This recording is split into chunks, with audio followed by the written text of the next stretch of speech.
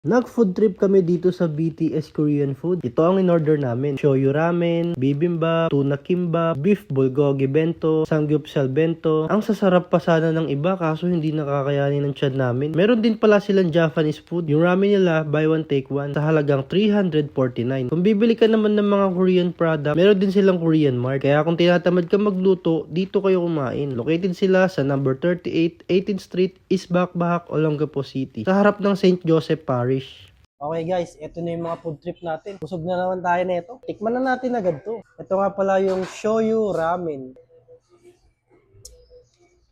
Sarap ah.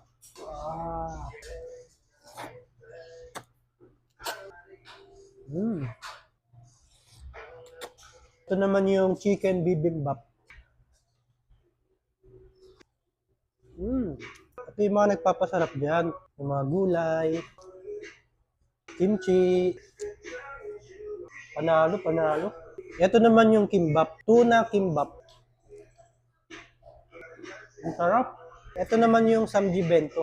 Siyempre, dahil samji bento yan, ilalagay natin dito sa lettuce. Sausaw mo ngayon sa sauce. Meron din 2 slice ng egg roll. Grabe. Tinitikman ko pa lang lahat, nabubusog na ako. Ito naman yung bulgogi bento.